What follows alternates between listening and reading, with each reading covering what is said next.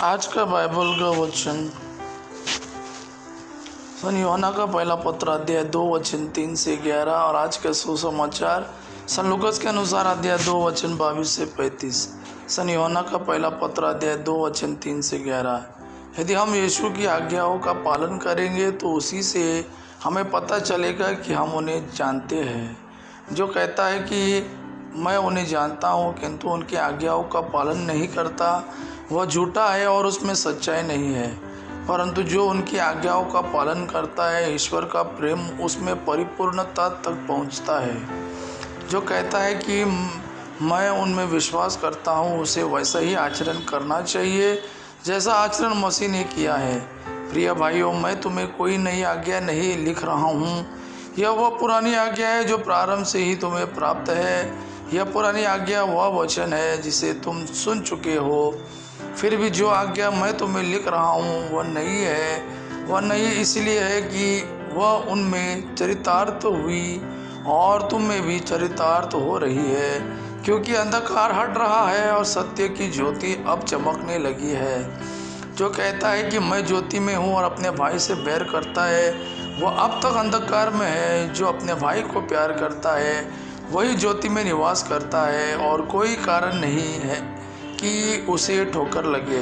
परंतु जो अपने भाई से बैर करता है वो अंधकार में है और अंधकार में जलता है। वह यह नहीं जानता है कि मैं कहाँ जा रहा हूँ, क्योंकि अंधकार ने उसे अंधा बना दिया है।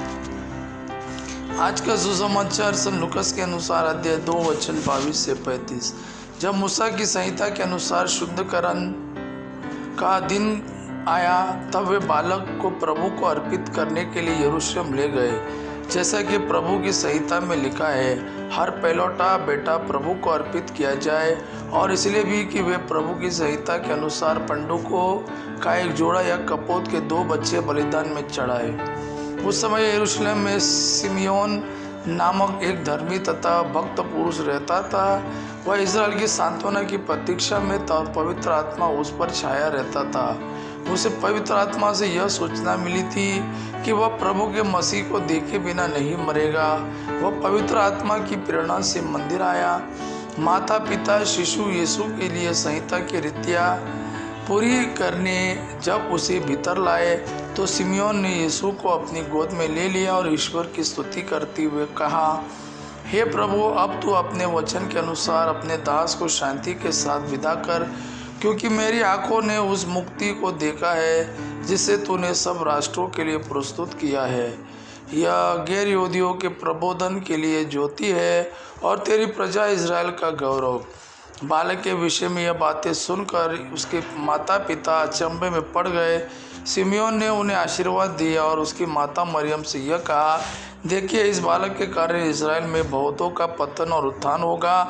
यह एक चिन्ह है जिसका विरोध किया जाएगा, जिससे बहुत से हृदयों के विचार प्रकट हो जाए और एक तलवार आपके हृदय को आर पार भेदेगी।